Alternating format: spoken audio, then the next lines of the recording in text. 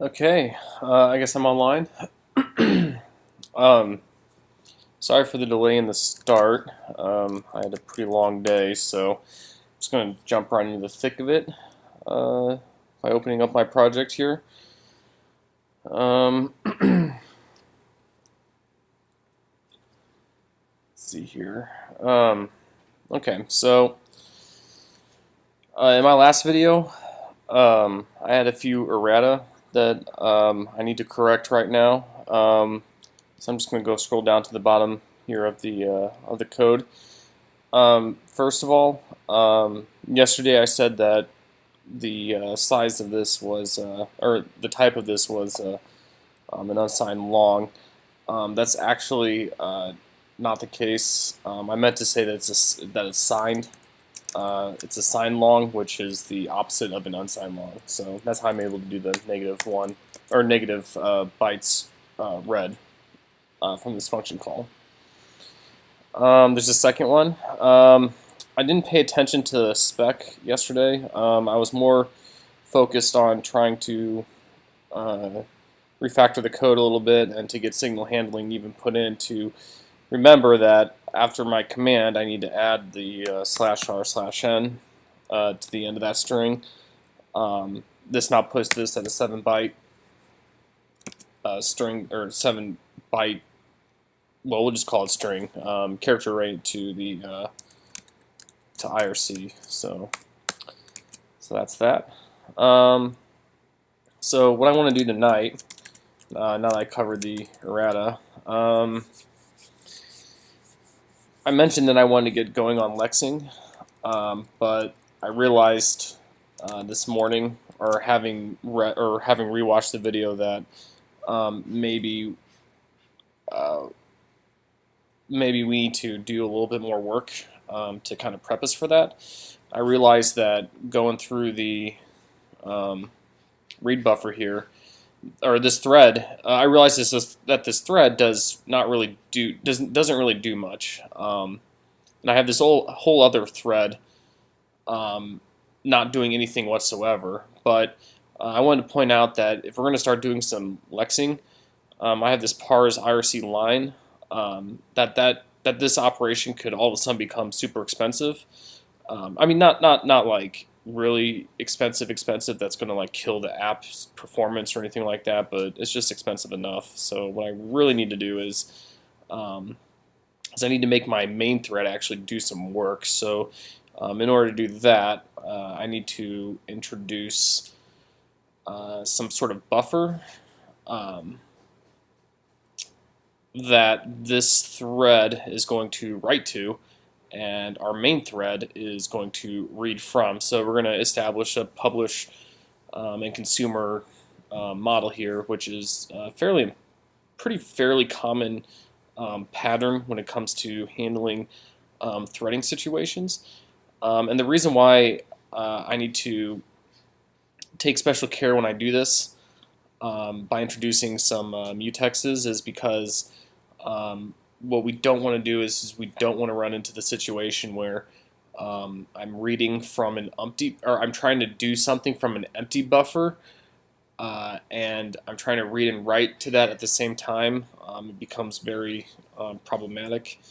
And in languages like C#, it's a lot easier to handle these situations. C# conveniently has some sort of lock keyword and functionality that we can just quickly whip together, but in this case, we have to explore mutexes. There's another technique called semaphores, but I don't exactly recall the difference between the two. I know that you would use one over the other in certain situations, but in this situation, I think a mutex would do just fine. So it's been a very long time since I last dealt with that. And on top of that, what we want to do is we want to also create a buffer that we're just going to read into. And we're going to have to handle that as well in our main thread, such that, well, even in this thread right here, in this read thread, we're going to have to handle it such that we don't overflow it. but since this is parallel, I'm pretty sure that we might be able to get away without having to deal with that too much because of the reading nature of the main thread. So it's going to try to read it and parse it almost immediately. I don't think there would be that much of a delay that would cause it to, overflow the buffer, but I mean that's always a possibility, and we might have to take a look at that. But for now, without further ado, let's go ahead and try to implement that. So here this is where I'm spinning off the new thread.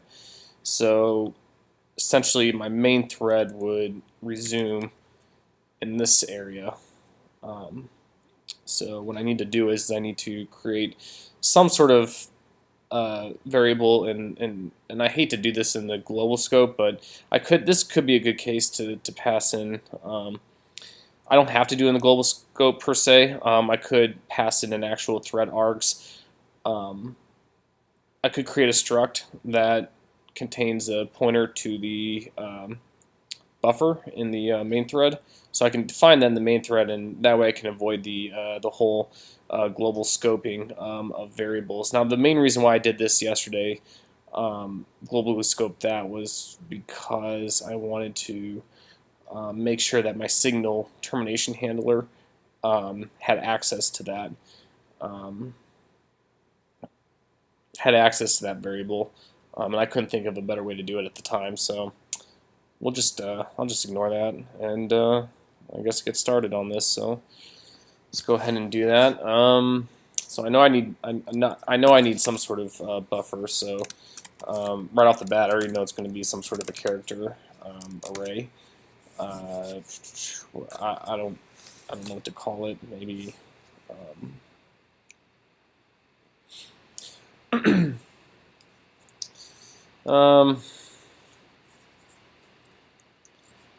Yeah, I don't know. I could rename it later.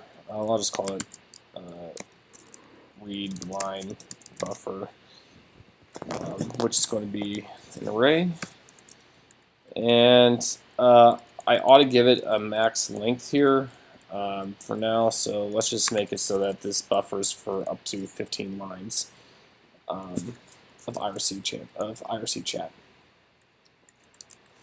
Okay. Then I'm going to go ahead and create the struct that I want for the thread arg. So we'll call this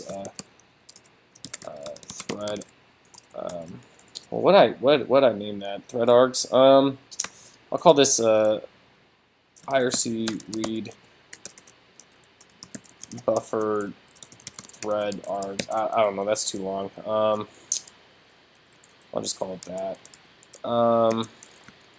We'll go ahead and we'll give it some sort of pointer to the character array. So it'll be a char double pointer buffer, I guess. Well, we want to do that to the that ought to work. The reason why I'm doing a double pointer here is because we're doing an array of an array. Because I think if I did that, that would cause issues because, oh wait, never mind. Cool. Well, no, yeah, I don't want to do that because I want to point to the start of the read buffer here. So maybe we'd also want to keep track of the count, so of the last inserted number, or the last inserted buffer index something. So I'll just call it size t last index. I don't know. We can always refactor that and change that later. So I'm just going to go ahead and create that here. So we'll call it last buffer index, and we'll just go ahead and set that to 0. Well, no, never mind. I'll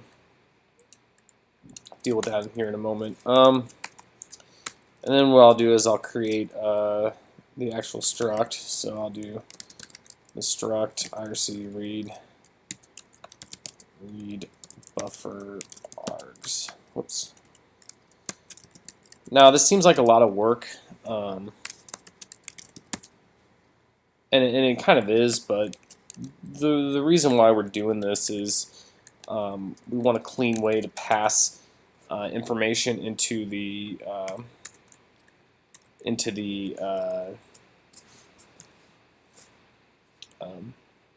into our secondary thread.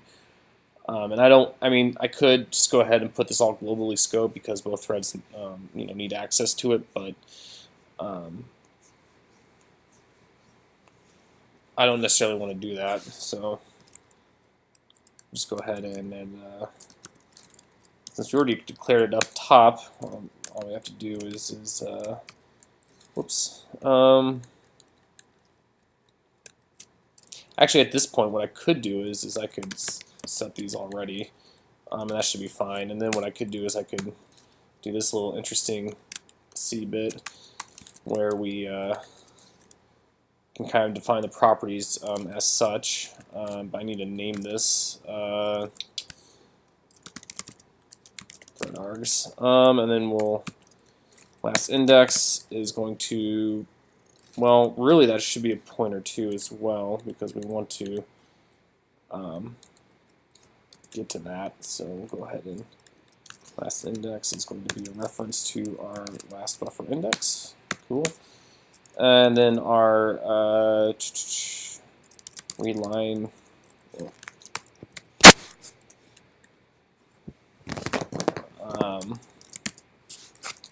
Let's see here. There we go. And we're just going to pass in the reference to the buffer here. Read line buffer. Cool. Now I'm just going to try to get a working example going here. So I'm not too concerned with interesting. Actually, maybe I could get away with this. Nah, that doesn't make sense. This is where I rely on the IDE. I mean, I'm not exactly the best with pointers as such in this situation because I know that. Can I get the at least the original? Yeah, I don't know. That might.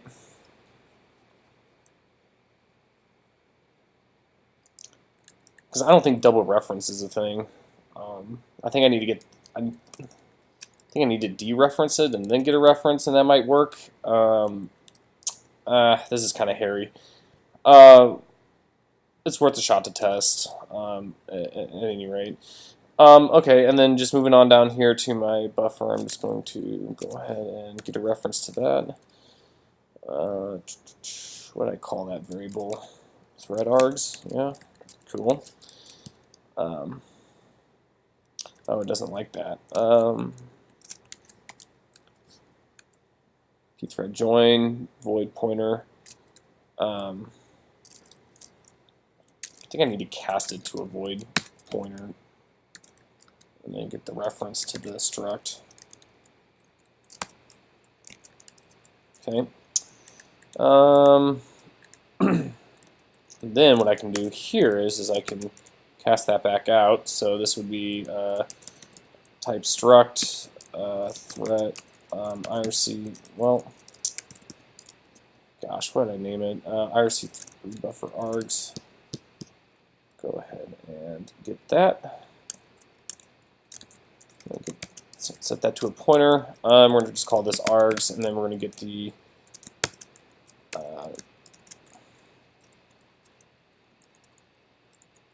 going to do a cast. Probably don't need that. Yeah.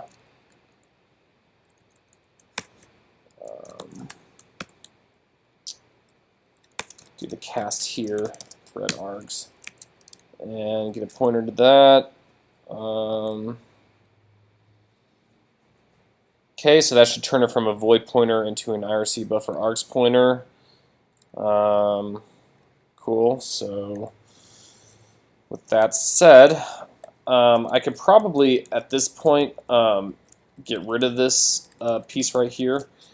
I probably don't even need this parse IRC line anymore because I could just go ahead and do args, and then we'll go ahead read line buffer equals output buffer. I wonder why this is complaining. Oh, gosh. It doesn't like those double pointers. I mean, at the end of the day, it's really what it is. I don't know why I complain so much. Maybe, and still, that doesn't work.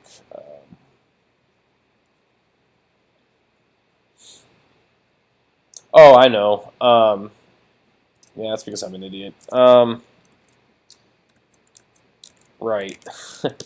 I wasn't thinking about that. My bad. What we're going to do here is we're going to do the args last buffer, last index equals the output buffer. And an index is not an integer. Oh, probably because, okay, well, we'll just call this a limitation and see there. I don't want it to be signed, but I guess it doesn't really matter all that much. I mean, array index is not an integer. Oh, I have a pointer as an integer. So I need to have a pointer, so I have to dereference that, and that should do it.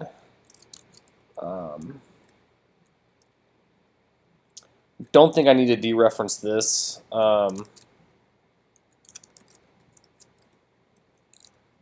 Because I'm not changing it. I'm changing the contents of it. I'm not actually changing the value of read line buffer, so we'll just go ahead and increment that. Which I don't think I can do that. There we go. Well, I don't know. Dereference the. I'm trying to modify it, so this might actually increase the pointer one more byte. I don't think that's what I want. Oh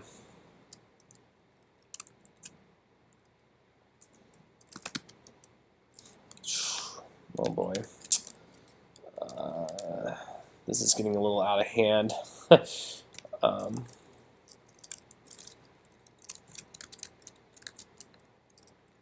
No, I should be able to. No.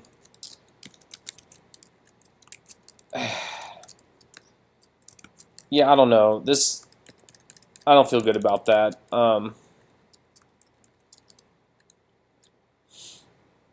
Yeah, I don't feel good about that at all.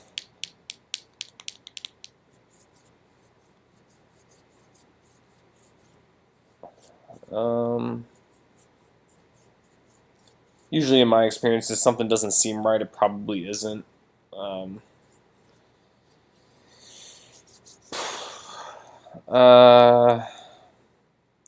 Because really what I'm saying here is it's almost like I'm saying that if the last index is 1, then I'm going to say 1 equals 1 plus 1.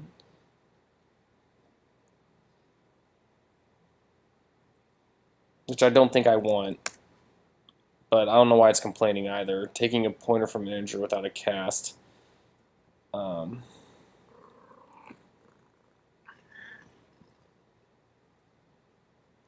Yeah, I don't know.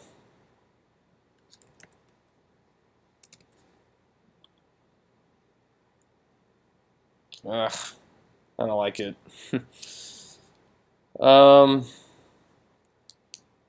What we could do is we could actually, at this point, we can try to throw a breakpoint in here. I can just test this to actually see if, for one, this incremented from 0, and then for 2, if at index 0, it contains my actual output buffer here. So this might be a good time to go test this to make sure I'm doing it all right. That is from another night. Okay, so an exception got thrown. Bad access. Okay, so thread args here is set to null. That shouldn't be the case. I wonder why that's null. I mean, it's not necessarily. I'm not putting in a null value there, am I? I shouldn't. Let's go ahead and stop that. Try it again. Let's actually debug this. Thread args. Okay, so that points to ideally the buffer here and the last index, which is that set to 0. That's set to null. Oh, did I not allocate? Well, no, I allocated that, so that should not be null.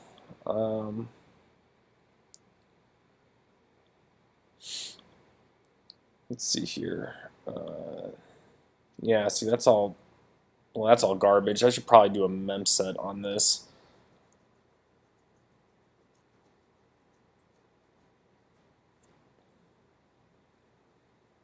I don't think I need to, though. I mean, I'm not checking for any of the values in it to be null per se, so it doesn't really matter. At least in this case.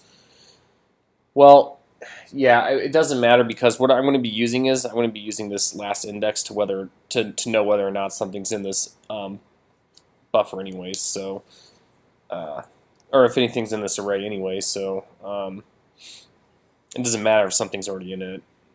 But I do need to fix this. Like that shouldn't be null unless it's pointing to the very first value, which would be null. Because if I look at the, let's see here, the buffer here, the first value is null. It might be pointing to that first one, so, okay. But the real question is why is the, oh, wow, I'm an idiot. It took me a minute to realize this, but check this out. I actually put this into the pthread join. Like, why would I do that? Like, that's dumb. I meant to not do that. I meant to put it into the pthread create here, which really all I need to do at this point is I don't even need to do that cast thing. I just do that. Man, that's embarrassing. But you know, I mean, there we go. It's still set to null. Let's see here.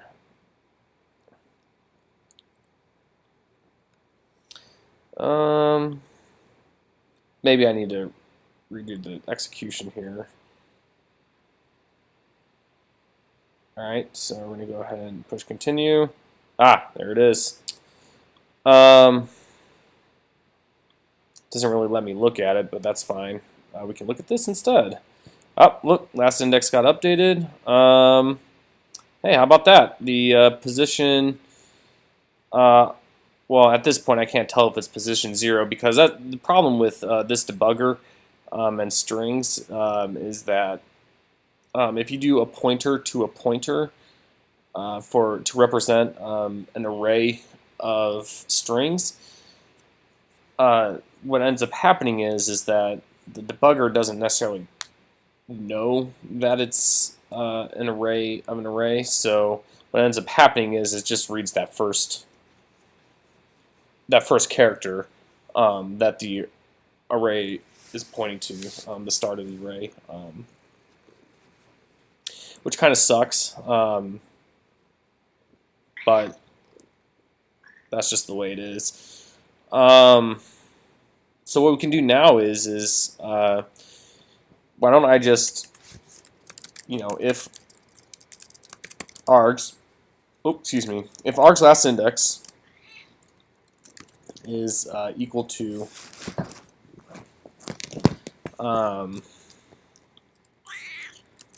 if args last index is equal to let's just give it 5, because why not? We're going to return null. So what I want to do now is I want to run a quick test to see if my supporting thread, my main thread, contains something in the buffer. So we're going to go ahead and stop that execution. We're going to go ahead and remove that breakpoint, and we're going to stop here.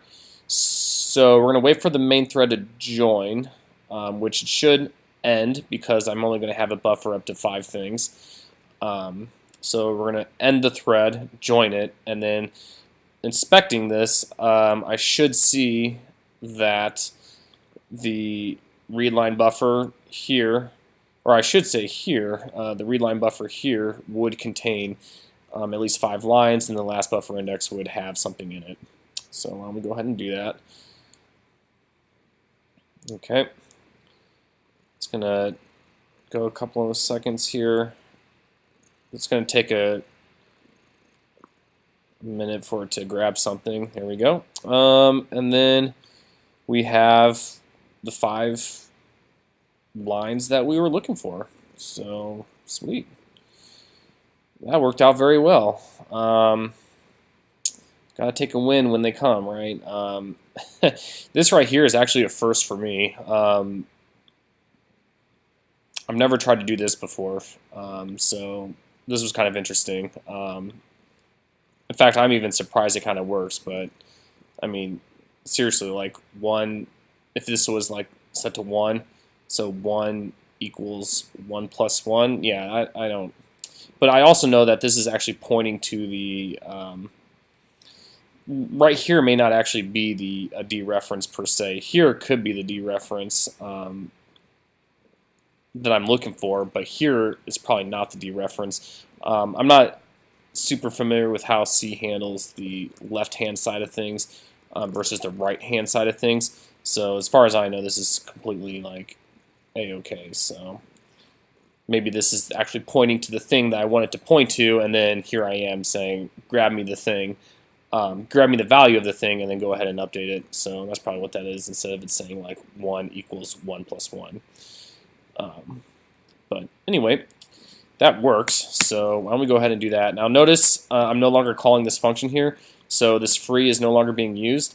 I'm just going to go ahead and delete this now, but I will remember that I myself will definitely remember that we need to definitely free this up, but we're going to have the main thread take care of that, because that's the thing that's going to be going through the buffer and actually like doing stuff with the strings. And if it finds a string that we don't really care about, then go ahead and free it, so that way we don't have to worry about it anymore. But the next tricky bit that we need to figure out now is well, I forgot I was going to go ahead and delete that function. The next tricky bit is now that I actually have this buffer being, populated. Now what I need to do is now I need to throw in the mutexes. So what we're going to do is we're going to find the critical path in our execution here, and for right here we have like, and what that means essentially is what we're going to be looking for is we're going to be looking for reads and writes to specific things. In this case, this is local to the thread. So in this right here, I don't care about that. This one, again, these are all local, so I don't care about those. But since these are not local and they're shared among the 2 threads, we have 2 writes going on right here. So I'm going to want to try to wrap those in a mutex, so that way when the main thread is reading, we're not trying to write to it at the same time. In fact, what I would like to try to do as a fun little exercise for you guys, or not even like as a fun little exercise, but as like a fun little demonstration, it might be kind of cool to kind of see the output be actually jittered, as if there was an actual race condition going on. Those are always kind of fun to see. Maybe I should demo that. Why not? Like I always like seeing these things. They're kind of fun. So we'll just go ahead and make sure that while it's greater than, well, no, if equal to, let's say, I only want to do it like maybe, we'll give it 30 times. That should give us a good chunk of things to look at. And then at the same time, what I'm going to do is I'm going to read. So while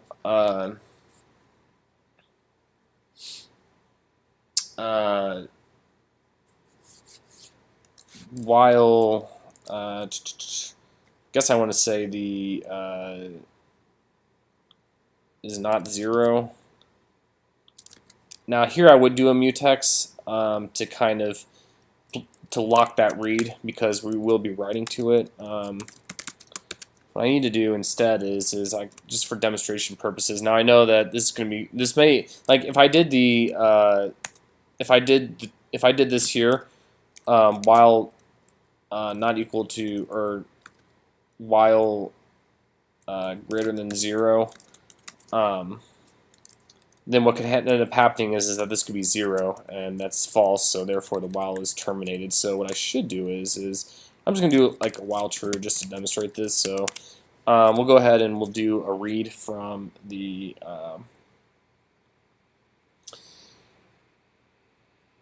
well, what we want to do is we want to put this, I want to say at the top of the array, but if we did that each time, it would shift all the values over. But we want to read them out in order that they arrive. You know, in a standard queue fashion. Let's see here. How would I do that? Using, if I only knew what the end result was. I mean, I guess I could just take the full length. Well, no. Could come up with some sort of offset, I'm sure. How would I do that? I would. I want to read the first one and then the next one after that, but we only have the main count there.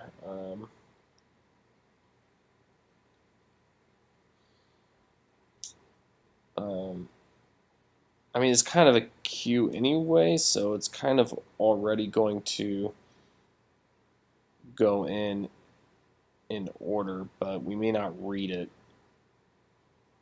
in order.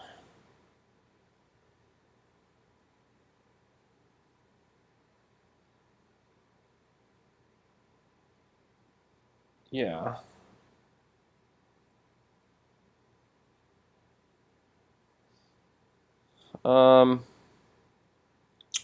Sorry, I have to think about this. I'm actually having a harder time trying to come up with a way to demonstrate this actual problem than I am figuring out, or than I'm having a harder time trying to figure out how to show this than to actually like do the actual, you know, right solution for it. Yeah, I don't know.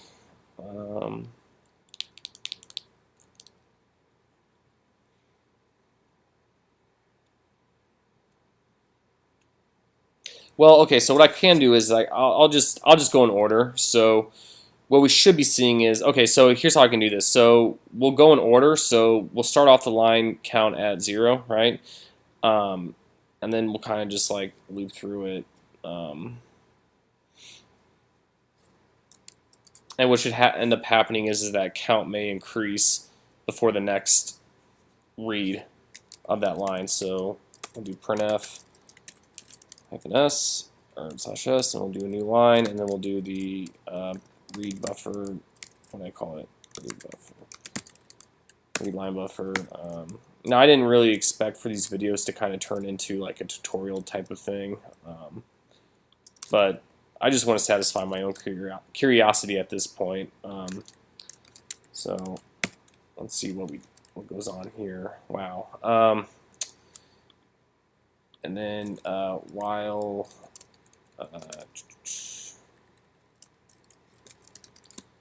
if last buffer index equals 30, I guess, I don't know. What I do there, 30, yeah. Go ahead and we'll break it. All right, let's have a look. Our set commands are fine. They're going in order. See what we get here. Oh, it tried to read it before it had anything in it. That's the point that I'm trying to get across here. Um, so yeah, like maybe I can. We'll do this.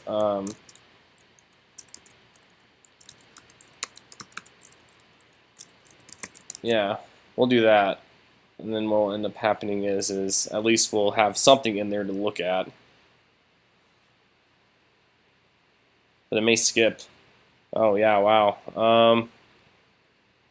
Oh, I didn't mean to do a break. Sorry. We'll do continue.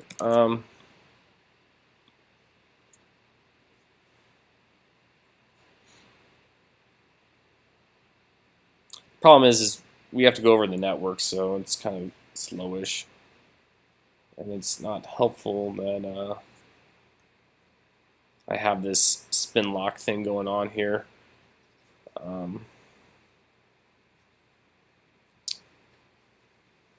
Yeah, weird. It's like it's not increasing the buffer count anymore at this point. Yeah, my computer's just running hot. Probably because I killed it. Yeah, I don't know. Strange.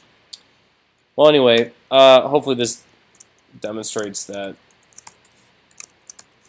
it's kind of unpredictable to kind of just do things with threads without really understanding like what's going on with them. So we'll go ahead and put a mutex in there. So like I said, I haven't done this in a while, so I'm going to start doing some Googling now. I'm going to go check on Twitch. Yep, nothing in the chat room. So let's go ahead and take a look here. See mutex. Let's see what that brings up. Cool. Stack Overflow is my go-to. Oh, cool. So it looks like pthreads already has an API for this. Okay, so cool. I don't know what this does. Interesting. So it looks like we have some sort of globally defined lock. And I've seen this before in the Linux kernel. They in a lot of their C files, they'll do just this, where they won't even care about. Well, it does things differently. Like it doesn't use pthreads in that sort of level. So what we're going to do here then is we're going to use this mutex.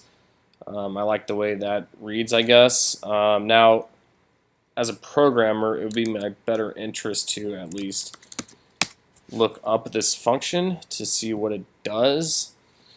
If I don't, and I use it incorrectly, then that can cause problems. So, try-lock, interesting. So I guess it will return a boolean if it doesn't succeed. It'll return false, otherwise true. So that could be wrapped in a branching statement.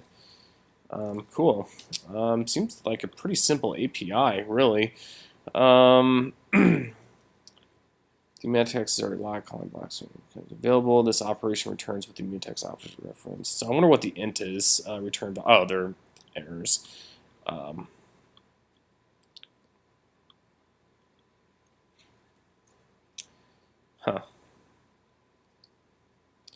Interesting. The pthread mutex try-lock functions fail if. So only if this condition is met, it seems like. Oh, if both of these for both of these functions, they'll fail if this is met. The mutex was created with the protocol attribute having the value. Okay, so I don't think I need to worry about that. So again, this will also fail if the mutex could not be acquired because it was already locked. So this is a deadlock situation. That would be bad. Try lock and unlock functions fail if the value does not refer to. Okay, that's obvious. This could also be another deadlock issue because sometimes the CPU might try to fix itself, but in practice, that I've never seen that work. Maybe on the lower level of operating systems, it might actually work a bit better. Yeah. Current thread, well, that's definitely a deadlock because it's in the name there, but also because it already owns the mutex. Okay, I guess I should check for error, but this is a toy application, so we should be good. So really, all I need to do is I just need to kind of just look at the Stack Overflow post here. Do one of these numbers, good old copy and paste. Put that as a static. Okay. So I want to point out that I guess in C, if you just arbitrarily define something in the top right here without doing the static, it also makes it global. I don't know if in my other videos if I've ever like demonstrated this or not, but the reason why I put static here is because it makes it private to this file. So I use that as a good practice just to keep things local just to this file in case I was bringing in other things. So we're going to go ahead and keep that there. Let's go ahead and look at this macro. Okay. Looks like it calls another macro. Oh, is this a struct initializer? Well, you know what? It doesn't matter. I guess I don't really need to know that, what it does per se. Okay, we can leave it. And then the mutex, so we got that. So what we need to do is we need to do a lock. So mutex, pthread mutex, and we're going to pass in a reference to it. So mutex, so we're going to lock it, and then we're going to unlock it. So we're going to unlock it when we actually have it. We're going to lock to do the read, and then we're going to unlock it when we're done, or to do the write, and we're going to unlock it when we're done writing. So that way, when I go up to here in my while true, well, actually, what I should do is it'd be like while, and here I would actually do a mutex.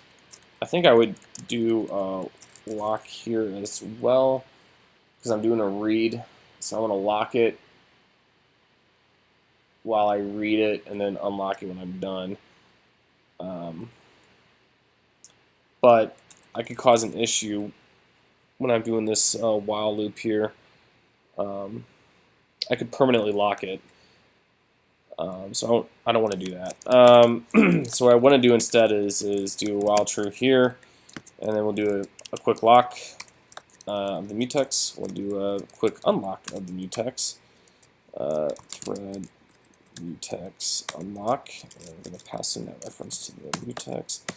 And then we're going to do is we're going to be like if the line last buffer index if that is equal to 0, well, I probably would want to do a sleep in here, so that way it's not running like crazy. I wonder how many seconds that is. Doesn't really. I always forget the API for that. I don't know if it's in seconds or milliseconds. Well, what I want to do here is I want to check to see that if it's greater than 0, go ahead and print f the %s, and then we'll do a new line, and we'll look at the readline buffer, and then we'll do the last buffer to index. No, actually we want to do 0. So we want to like slowly increment it, so we want to do that by 1.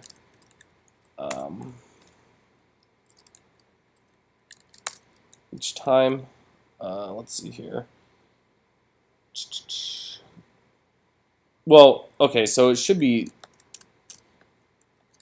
all right. We'll just do a continue here, and then we'll have to make sure to unlock it when we do that continue. This is just for testing purposes. I want to see if this actually works properly. We'll go ahead and do that, and then we're going to unlock it after we do the read. And endless loop, got it. Okay, that's fine. We're going to just terminate this ourselves when it comes time for it. So hopefully this might do something.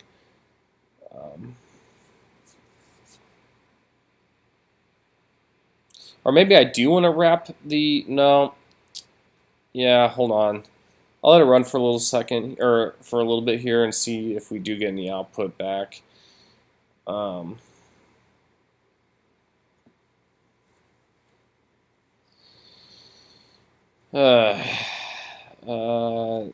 that while true is probably. I do unlock it, so I should like give execution back. All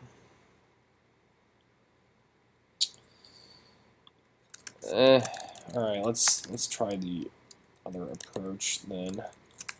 Let's go ahead and we'll just block the whole thing, so that way it goes through the buffer the moment something gets in it for sure.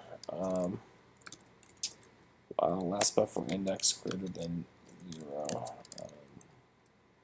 No, because, well, we want it to always continue, but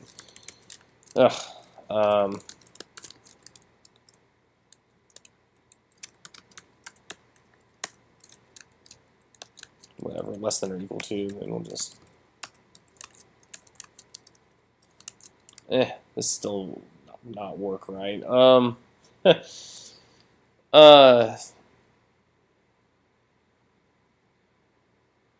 We wanted to see. I love what I love about while true loops is that they'll always run, and since this is a thread, we want that to happen. Since this is a second thread, we want that to happen. But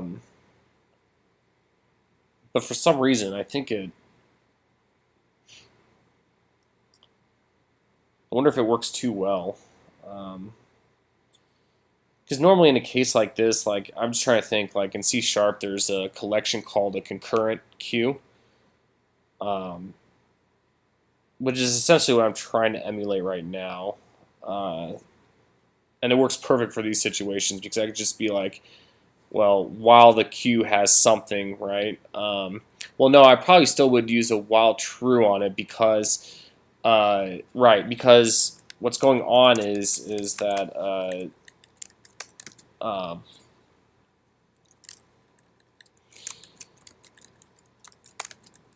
I want it to go forever, right? I don't want it to ever stop. But I do need to be aware of what I'm doing, and that is I need to make sure that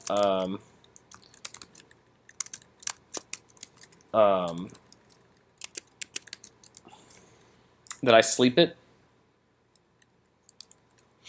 So I can just do like I don't even know. Like I need to look that up real quick, but I'll just do that for now.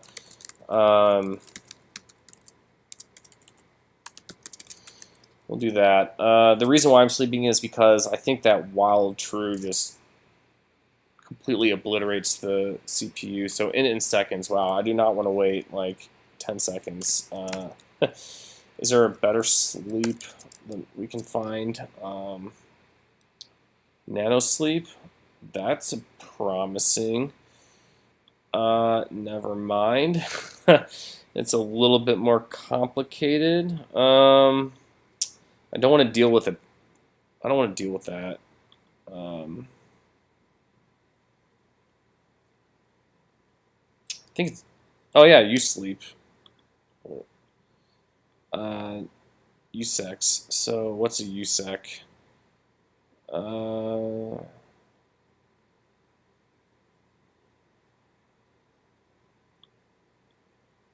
microseconds. Okay. Cool. This might be the thing I need, but I want to know how many microseconds are in a second. So microseconds in a second. Wow. Way to go, Google. 1 microsecond to, or wait, 1 second to microseconds. Yeah, that's what I was looking for. So 1 second, wow. Okay, so let's change this to millisecond, and 500 is a good amount, right? So we'll just do microsecond 5. Is that 50,000? Jeez. Okay, well, we will go ahead and do that. Assuming that that's correct, let's verify that indeed we want microseconds. The calling thread for at least USEC microseconds. Okay, so we want 5,000. Okay, so 100. Wow, so that's a second. USEC is not smaller than 100,000. I guess it's saying I need to have it at least a second, but that doesn't make sense. We'll go ahead and see how this does. So we're going to lock it for that read. If it's less than that, we're going to unlock it, continue sleep, and continue execution. Otherwise, we're going to lock it, check to see that it's greater than 0, which it will be in this case that I'm running through my head, and then this is going to execute, ideally, and then unlock it, and then fall back to sleep to finish the read. I'm missing something though. What I want to do is I want to also if last buffer index equal to 30, I want to break this loop. So read it, break it. Otherwise, well, we'd want to do an unlock to just to clean things up. This is where go-to statements are fairly helpful. Okay.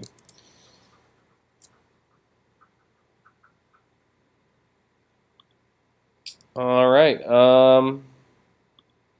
This may work. Let's cross our fingers. So we have a 500 millisecond delay on my main thread. So probably would have been helpful if I did throw in at least a breakpoint. It seems like it's taking a little too long.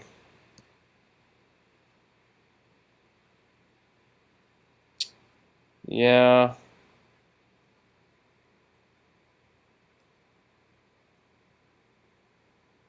Unlock, unlock, lock.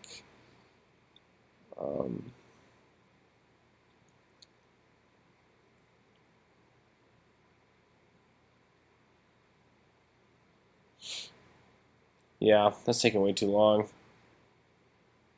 Something happened. Version Python, I don't know what that is. So my debug statement doesn't even get reached, I don't think. Yeah, just kind of gets stuck there. Interesting. Is this after the join? Oh, I don't want that. Wow, this could have been the issue all along. Well, that's something at least. uh, oh, what's this? Oh gosh, that is crap. So, so apparently my buffer originally, I had crap in it, crap data, and this is where it wanted to point that data to. My max color schemes and then a go path environment variable. Interesting. Okay. Let's see here. I wonder what the issue is. Interesting.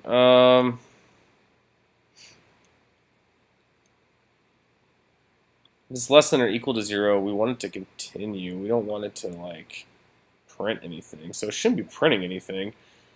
I think what I also want to do for this is I want to if...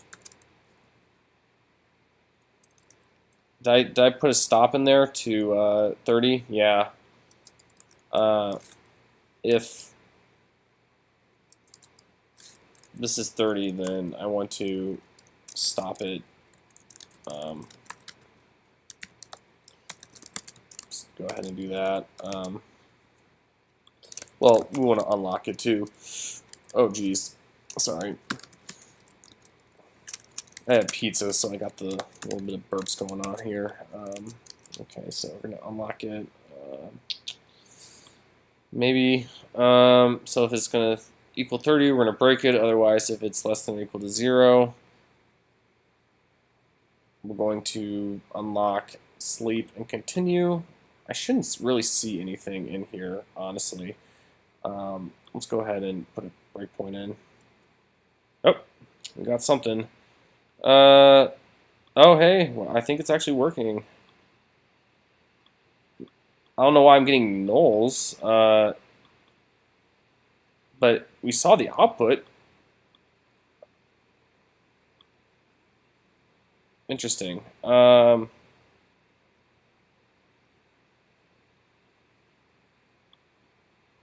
another breakpoint in there. I want to see that again. All right, so the last buffer index is 3. Read line buffer 50. So yeah, that's what we want to see. Oh, you know what? I think it's because it's one step ahead. So I think we're on 3, so it's going to show 3, which is null. That explains it. Okay. Okay, so how do I get that 0? We'd probably want some sort of counter. This doesn't necessarily need to be within the mutexes, just because it's not shared with the other threads, so I don't care. But I am probably going to put it within the mutexes, so that way we have a proper, at least a lock on it, so we can keep like a consistent count of what's going on. So we'll just do this CNTR. We're going to set that to 0, and then we're going to do within here. We're going to increment that.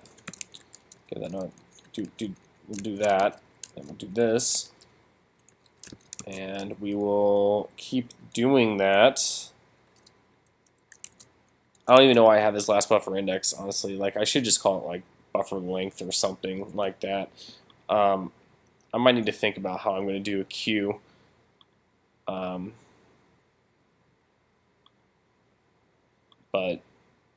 this should print something.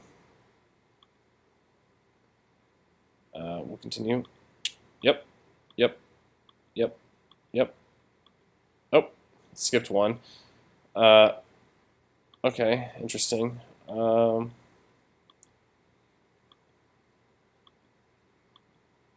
Sweet. All right, let's look at it in better time. Let's go ahead and send the exit code 9 at this point. So we'll just go ahead and do that. And I don't know where these nulls are. Yeah,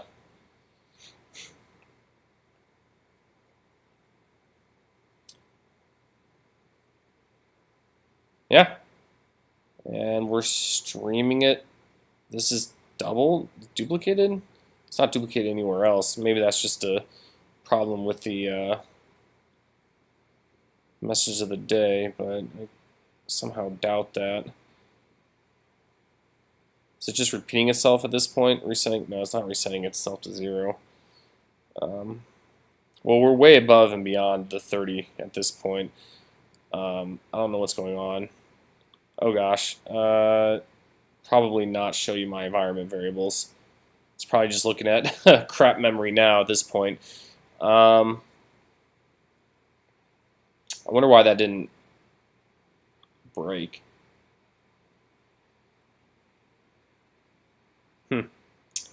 Oh well. Anyway, I'll have to look at this again tomorrow. See, I know I kind of spent way too much time on this. This just brings up a very good point. Like when it comes to working with threads, it kind of just like it takes forever. There's a lot of things to consider, and generally a good rule of thumb is to make your program work without threads, and then introduce threads. You'll have a much easier time. Clearly, I need to brush up on my data structures. I know how to make a queue, but I really don't want to do that here per se. Like I don't want to have to create a new C file with a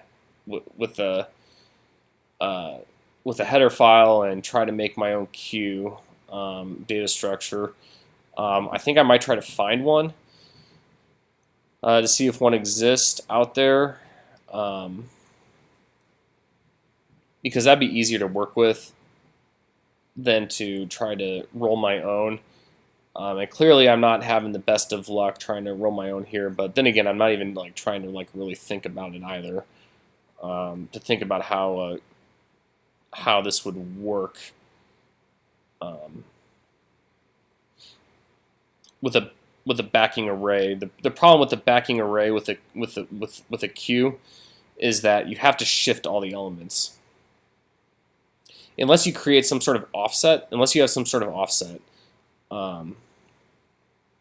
maybe that's what I need to do. Maybe I need to have some sort of modulo operation happen, so it's kind of like a rolling buffer. I would probably want that. And then what I would want to do is I would want to do the modulo operation, and then I would be able to get that rolling buffer piece to it, and then it would always be looking at that.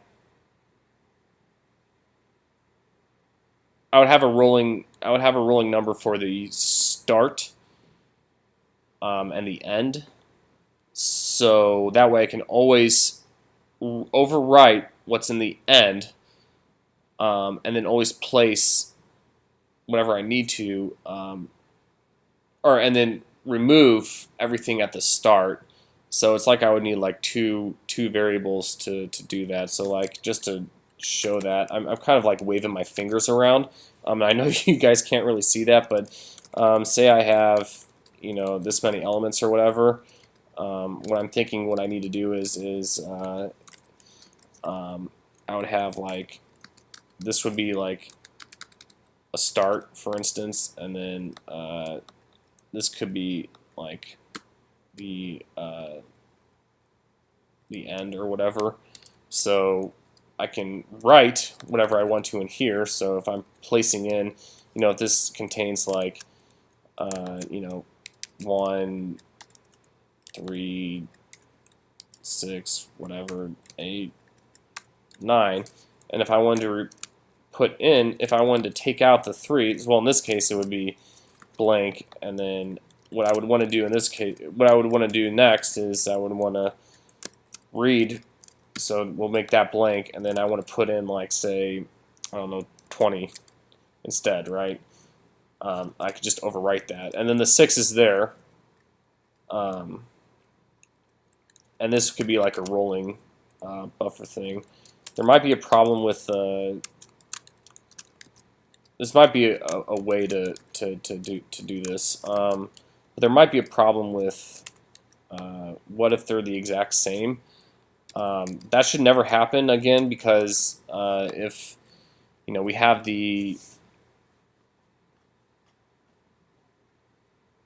we could always program it so that it's always off by 1. So if 1 catches up, it has to always be this last index here. It would always have to be 1 less than that at least, right?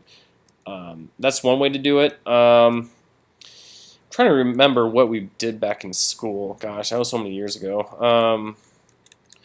For some people, that might have been like, I don't know, 20, 30 years ago, but for me, it was like 3 since I last did this. But a lot happens in 3 years. So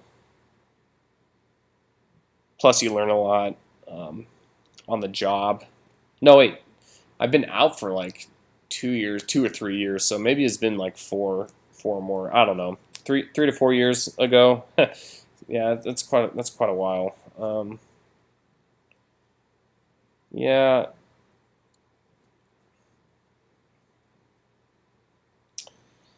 Yeah, that's one way to do it. I wonder how I'm doing on time. I'm going to go check the comments real quick. Oh, nothing in there, so nothing to talk about. And I don't know if I'm over an hour or not. Let's see here. Great, I wish this would give me a time.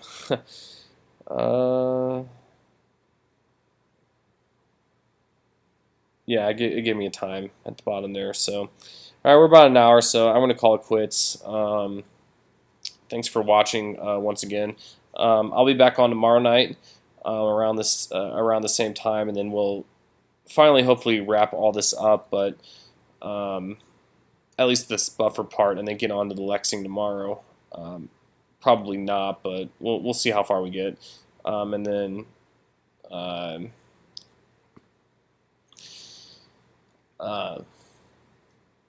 Yeah, it's just been a long day for me, so sorry if I'm a little scatterbrained. But yeah, so I'll just pick this back up tomorrow and try to further improve this and make sure it works. And then that's it. So thanks for watching, and we'll get back to it tomorrow.